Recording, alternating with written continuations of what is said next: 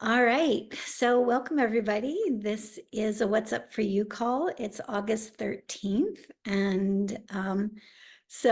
All right. So let me just check in real quick and let's see what's up today, and then we'll get these questions going.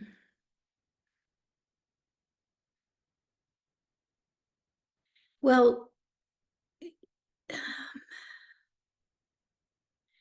again, this is massive energy. This is massive energy right now. This is massive transformation. What was isn't any longer. And so it's this, the best way I can say it is that everything is being reordered or reset. And a lot of that resetting is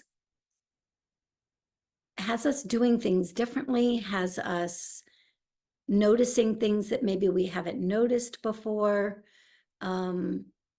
Yeah, the energy is just, it's pretty massive. And again, one of the things that I want to say here is, we were talking about this on the New World Portal as well, is, this is an inside job right now.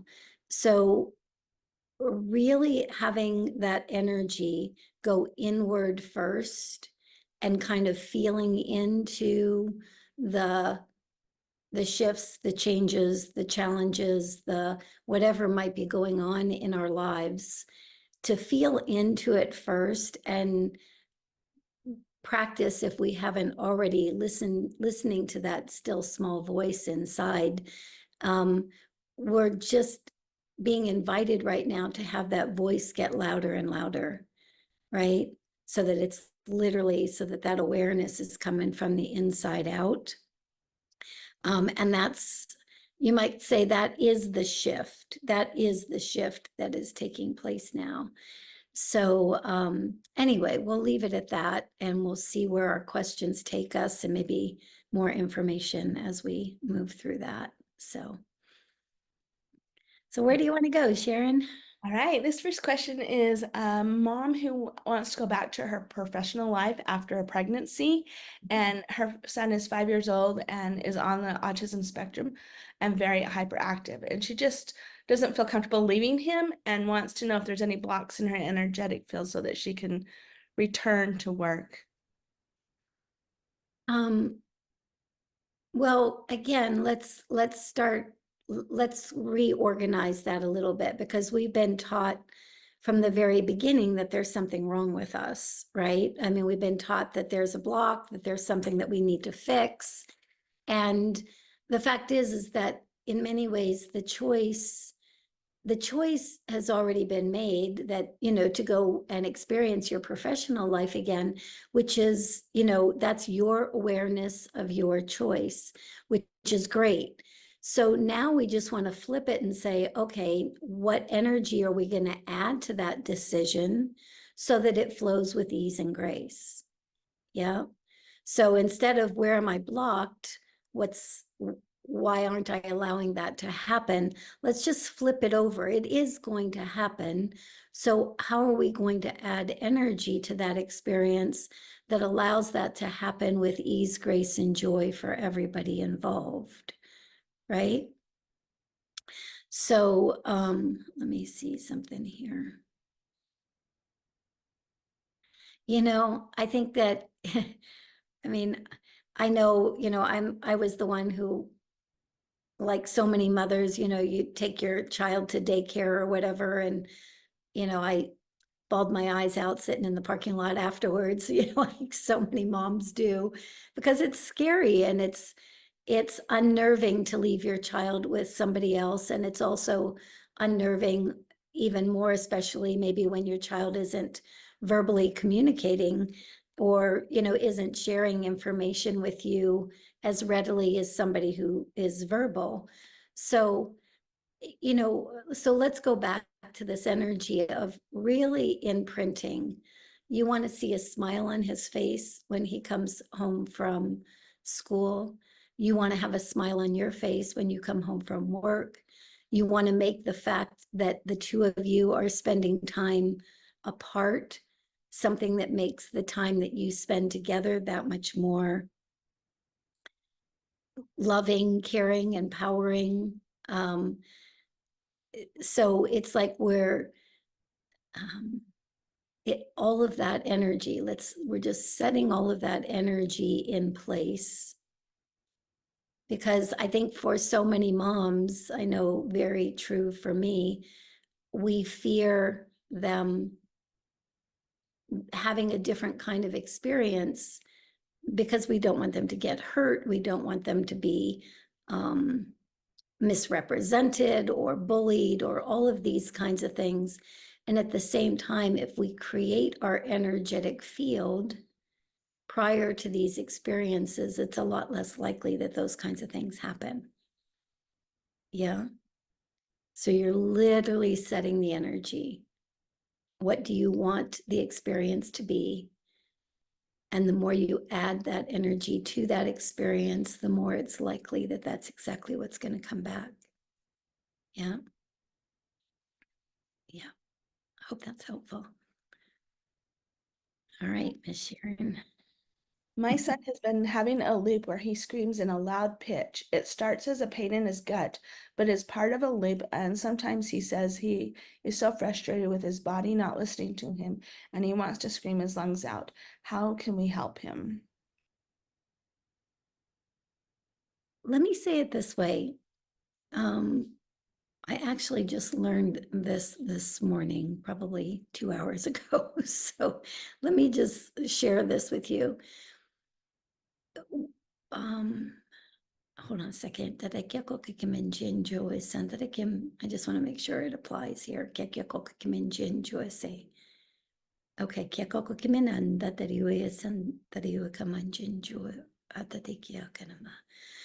okay. So let's think about the frequency or the energy of the soul of, or the spirit of these kids. And the very fact that that energy is such a high vibrational pitch, you might say. And then you have the energy of the physical body that has been created in not a lesser place, you might say, but a different density, right? And so you have the essence of your child, and then there's the body of your child.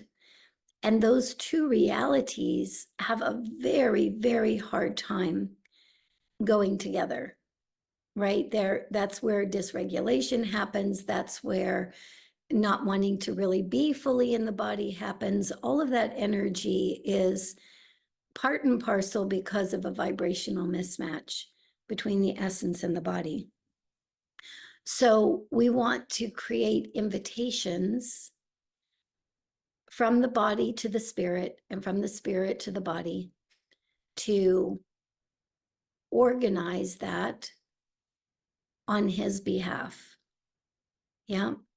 So this can apply to all of us who are trying to integrate more light, or all of the families with kids who are showing up differently because there is this mismatch. So what if there is actually an opportunity here to invite the spirit to go more easily together with the body to go more easily with the spirit? I was reading a card this morning, and the card came up. It was from the Rumi deck, and it came up about it was Our Lady of Fatima, and it was, the whole thing talked about the divine, the divinity of the body attempting to go together with the divinity of the essence or the soul, and the mismatch of that. And hold on a second. And we're in new energetic territory now, right? So could it be that we could ask? Could it be that we could invoke or pray, or whatever words you like to use, but specifically that the body loved the spirit loved the body. That those two, in this card, they described it as housemates, that are trying to get along in the same space. Yeah, housemates that would typically say, I do it this way and I do it this way.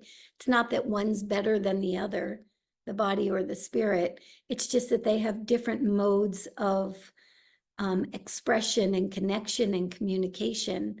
And so, to look at it from that vantage point of housemates gives us the opportunity to kind of go, okay, we've got to work this through together. But there's also this invitation to see it through that lens and to ask for support, right? Ask for that divine support for your children so that those two worlds go together with greater ease. Yeah. And everywhere where you, let's clear this, everywhere where you think that I or somebody else who does similar things or sees the world through the similar lens that I do, everywhere where you think that I have more capacity to invoke that than you do, let's clear that from this field. Yep, let's clear that from everybody because it's not true. It's just that I practiced it more, you know? So it's not true. And because it's not true, okay, I can feel that. It's like it's all just moving out. Like let that energy move out so that when you invoke that choice point, you actually believe and know that that prayer or that whatever invocation is going to be answered. Yeah. Yeah. You've just got two housemates that are trying to work themselves out. And that's what you see every time your kid's screaming or flapping or being overwhelmed, right? And as we step back into that, we relax back into that, it's like, oh, okay, let's make it simpler than it is currently perceived to be. Yeah, there we go. Okay, what's next? All right. My son has great aspirations in life and his motor challenges are profound, but he is determined to live a life of dignity and live his dream. How to support him with realizing his dreams and get him to completely heal from his co-occurring conditions of autism. Believe in him. Believe in him. 100%. We have no idea, again, how powerful we actually are. And, again, it's very common for parents to project, for everybody to project on these kids all day, every day. Like I was just talking to a young man yesterday, he's 17 last night, and he's writing a new book. He's becoming verbal and also uses a letter board. And, we were having this conversation. He read to me some of the things that he had wrote for the beginning of his book. And, I mean, what he was taking for granted, what he and his mother and the way they interact were taking for granted. It's something that I get asked all day, every day. What would make it easier for my child to achieve his goals or to live his dream or to, and, one, especially when a child is nonverbal or is not communicating as fluently as our human selves might like, a lot of times, humanity we just project all of this energy onto these kids like they're not capable, or just because their motor movement is off, it means that their cognitive movement is off, which is, yeah, I mean, on the one hand, we all know that, but on the other hand, we also very often project a lack of competence. I got to make this okay for him. I got to fix this. I got to, and the fact is that the very trials and tribulations that your son or any of the kids are going through in order to live out their dreams, those trials and tribulations are the very things that help them work the muscle that they need to work in order to become who they are designed to become. Yeah. And so I think that we've gotten really conditioned. I mean, nobody wants to see their kids suffer. Nobody wants to see their kids go through. But the fact is that it's that very challenge. Doesn't have to necessarily be suffering. It's suffering when we make it wrong, when we make it bad. When we see it as the challenge that brings about the goal, then we can really say, okay, I'm here with you. I've got you. I'm right here side by side with you. I believe in you. I know that you can do this. What help might you require from me? And if they show you or spell to you or say to you, this is what I require, then by all means assist. But what we don't want to do is we don't want to project that they need our assistance, and especially if they haven't asked for it. Yeah. So we're just honoring their journeys.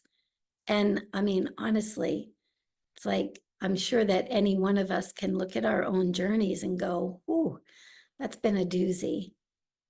But part of the reason why it's been a doozy is because we have a capacity to integrate something that, is unique to ourselves. And these kids have a lot of capacity to integrate a lot of information. Yeah. Yeah. Thank you. All right. My son is spending most of his time lying in bed and not seeming motivated to get up to participate in life's many experiences. His obesity, I suspect, is part of it, but his creativity, motion, reading, writing, drawing seem absent. Please share any insights into helping him reinvigorate his zest for life and joy all around. Thanks so much. One, that we all know that change is made when the environment is, let me say it like this, change is made from the inside out, so that desire for change has to be stronger than the desire to stay as one is. Yeah. So how do we create an environment that invites that experience? We pay more attention to the creativity than to the lying in bed, right? The lying in bed, when we look at ourselves, especially at this time, there's a lot of that going on for all of us. This energy can be exhausting. And I'm not just saying that that's all that's playing out here, because it's not. But the fact is that when we pay attention to the lying in bed, then, other words literally show up, and we might begin to, project other words. It's like, does that equate to laziness? Does that equate to, and I'm not saying that it does, but that is exactly what arises naturally in our own minds if our kids are, if their kids are showing up in a struggle, you might say. So what naturally happens is we immediately start feeling the resonance of that. Maybe, and it could be something as simple as somebody said that, we weren't physically fit as kids. Somebody called us lazy as kids. Somebody, there's an inner process. Somebody said something about our weight at some point. It's like, it could be any of those. Those are all information fields or vibrational states that we hold within ourselves. So it's very, very easy to see a kid that's laying there and is, having challenges with his weight and is also highly creative, it's very easy to only see the weight, to only see that, right? To project that energy in. We can create a completely different information field by every time that information starts rising to the surface. We literally counterbalance that and say, okay, well, let's think about his creativity. Thank you very much. It's almost like mind patterns programs. Thank you very much for that. I get it. And what about that creativity? Wow. Do you remember when he did that? Do you remember when he did that? Do you remember how he thinks about these things or what he's shared in the past? The more you add to that field of creativity, the more likely he is to grab onto that creativity and say, I want to be up and out. I want to be up doing something, right? So we're just changing the vibrational field by what we put our attention on. And I promise you, in this energetic climate, you have the wind at your back in regards to this time. It's just that we are so conditioned to pay attention to what's not working that we very rarely stop to kind of go, okay, not that, this, let's pay attention to this. Yeah. All right. Where are we going next? I just wanted to say this little comment because it was so sweet. I don't have a question today, but I wanted to extend my gratitude for the incredible work you do. Since I started following Miss Suzy's work a few months ago, the positive changes in my life and my family's life have been extraordinary. I find so much valuable information that resonates with me, even when I don't directly ask a question. So, Oh, thank you. Thank you. That's why we get on the calls. Yeah, great. Mm. all right. Oh, it's nice. This Even question. sometimes late. Yeah. Yeah. So this question is, my husband is in major anxiety right now and not performing well at work, and his work gave him the option to correct his work or get 1 month layoff package. He does not seem stable right now, and we are doing the presence process, so I know this is up for a healing. His instability is worrying me. Any guidance on how to help? You guys are both going through attempting to go through so much transformation and let me see here.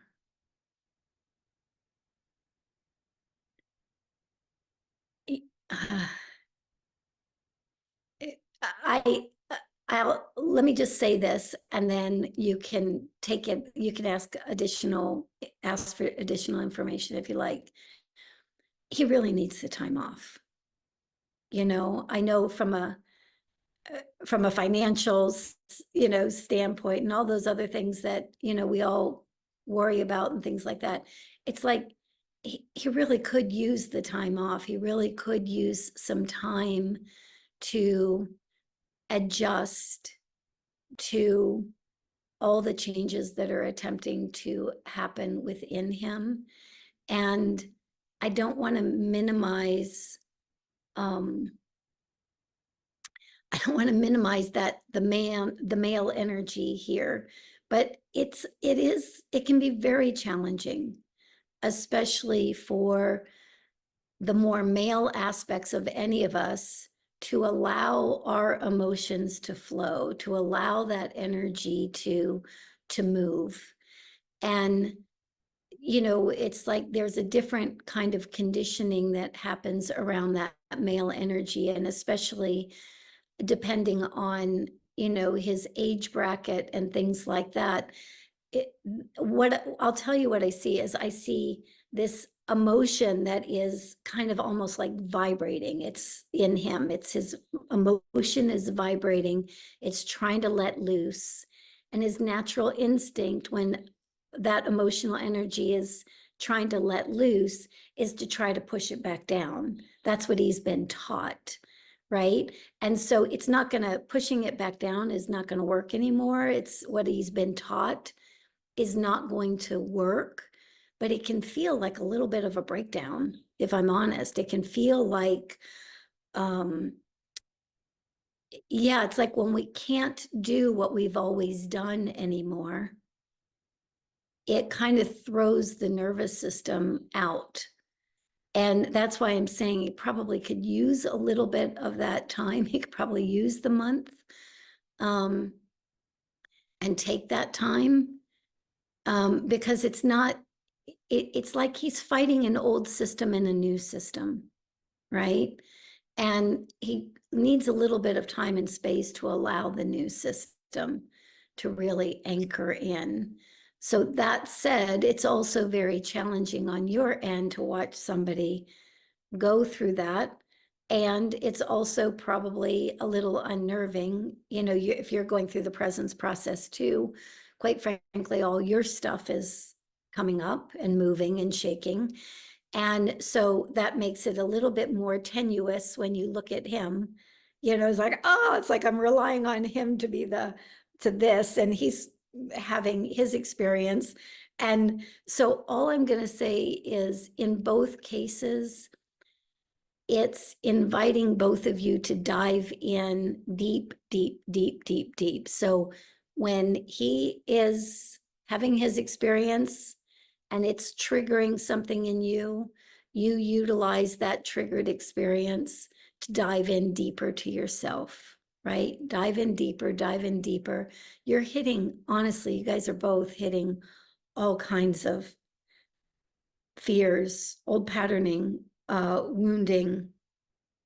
And that's exactly what the presence process is for. It's not easy. It's not easy. So pat yourself on the back for doing it in the first place, because it's not an easy process. That said, let it drive you in even deeper to your own compassion for those parts of yourself. Yeah. You're going to like what shows up on the other end. It's just that you guys are ditching all kinds of information all at the same time, which is never easy. So I hope that's helpful. All right. I am a stellar. I have been very emotional lately thinking about the school teachers and others who did not treat me well, how to process them. Yeah. Understandable. And there's the sadness and the grief for how you were treated. And there's also the sadness and the grief for how humanity is. It's like, it's especially coming from, I'll say where you come from, especially coming from the energetic or the vibrational vantage point that you come from. It is, on a human level, it is really challenging to have someone not see you, not value you, not love you just for who you are. And on the spirit level, you might say it's also very grief ridden to witness humanity. Let me say it like this: to witness a humanity that doesn't understand who they are. Because if they understood who they are, they would understand who you are. Yeah. You have a humanity that sees themselves as limited, and therefore they project that limitation onto you. And I'm not saying that that's right, but I'm just pointing out here that there's two levels of grief that you're experiencing. There's the grief of the spirit that you are, and the knowing, the experience, personal experience of how humanity sees themselves. And then there's the human part of you that's going, this hurts. This hurts. I have something to offer. I have a gift to give. I have a brilliance to share, and nobody's listening. Yeah. And so first, let's acknowledge that those two levels of grief exist for you. And also, let's not shut that down. So you're not less than because they can't see you. right? You are not less than because they don't know what's standing right in front of them, who's standing right in front of them. Yeah. And so the more that you acknowledge that for yourself, the more you go in some ways to that higher grief. And that higher grief will naturally and organically bring compassion for yourself, empathy for those that hurt you, harm you. Yeah. So we're just going to say what is. It's 2 levels of grief. Yeah. And you are not less than because you have that grief. Let yourself feel it, be with it. But don't forget to acknowledge that second level of grief. Because in many ways, part of your soul contract is to come to invite people to greater aspects of who they are. And when they don't take it, it hurts. Yeah. But that has nothing to do with who you are. You still have the capacity to create that invitation. Yeah.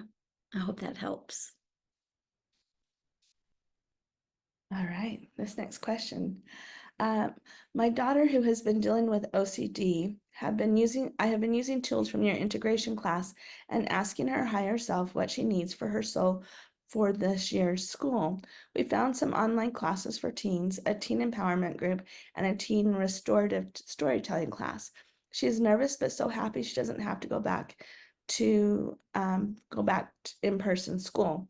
I think she's doing much better. She just wanted you to check in on her and make sure that she was okay. Yeah. I mean, well, much better. And part of the much better comes from that vantage point of I can't stress enough how important it is to ask.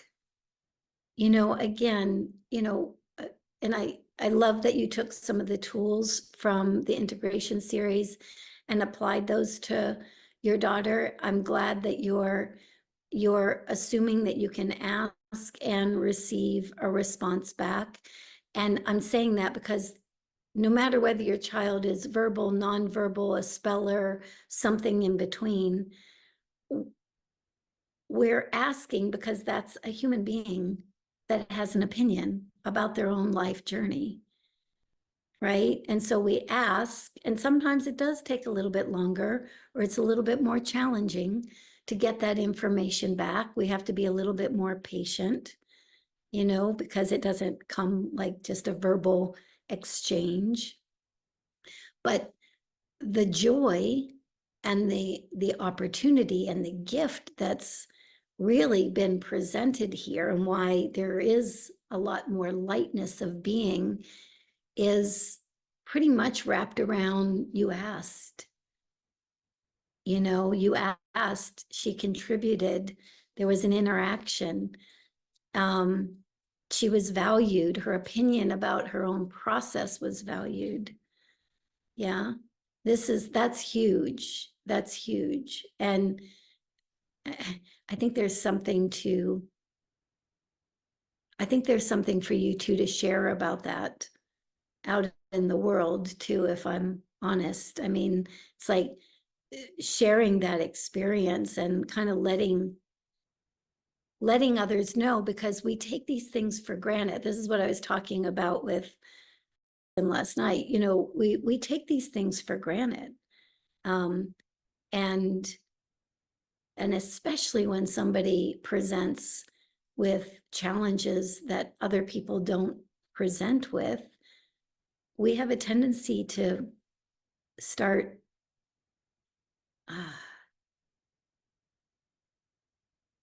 deciding their lives for them. And they have one of their own,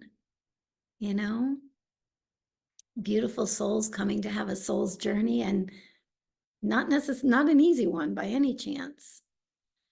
So I know we're all attempting to make that easier on them, but if we put ourselves in their shoes and said, okay, somebody's starting to dictate the direction of our lives, telling us where we're going to, I don't know about you guys, but man, I've got that rebel streak in me big time. So somebody, even when it's good for me, sometimes when people say, you're going to go do this, I go, yeah, you're going to wait until I decide, you know? So maybe that's just that empathy for that piece. But yeah, let's take that into consideration. And yeah, she's doing beautifully and will continue to do beautifully. And I think that there's a lot that you can share with others about that, because you might even take it for granted that, you know, you took that information and ran with it. You know, many other people might hear that information but not run with it. So pat yourself on the back and give that information to somebody else too. Yeah. All right. All right. If anyone has any other questions, one or two, just throw them in the chat. Just also in the top of the chat, there is a link if you want to buy Suzy a coffee and let her know you appreciate what she did for you. Go ahead and you can put any amount that just goes directly Or a green juice. to juice. Yeah. But I don't have any other questions, so I guess last words. Okay, that sounds great. I think the theme today is really, we're more powerful than we give ourselves credit for. And you know, like you, it's like I love having those reminders too. And so gatherings like this can provide those reminders. And but the intention of having the reminder is to really have everybody apply those and try it out and see what comes up, right? See what shows up. I know sometimes if somebody says, well, Suze, you can do this, or that you've got this capacity, it's like, okay, it's like maybe not, you know, and then you try it, you play with it, you notice what happens because you allow yourself to think a little differently about yourself than maybe you've been trained to think or conditioned to think. This is really important right now, because as we give if we give ourselves permission, which is the only permission that can be granted is our own, but if we give ourselves permission to kind of go, well, what if I can interact like this? Or what if I am elevating to a new space? Or what if I can see the world through this lens instead of that lens? Yeah. The moment that we start even having those questions, it's almost like source, the universe, God, whatever you want to call that bigger energy, kind of goes, oh, he or she's ready to see herself through a different lens. Right? Remember, a question, a curiosity always opens up a space, and a statement always solidifies a space. This is really important when it comes to the kids, because they're so sensitive to vibration. They're so aware of vibrational shifts. When we're saying over and over again, you're this, you're this, you're this, you're this, you're this, that solidifies that energetic field, and it makes it really challenging for them to step out of anything that's not that. But the moment we say, well, I wonder what else is possible, that's a great general question. I wonder what else is possible. I wonder what else this person can show me. I wonder what else capacity, what other capacities are there that I never have even really seen. You know, what might surprise and delight me? I like that one too. What might surprise and delight me? Just as we start asking those questions, you can feel it in your own field. You know, that rigidity of a statement locks everything down. You can practice it in your own bodies. And that question, just like you can feel it, it just expands your energetic fields. So those are great things to play with. Yeah. All right.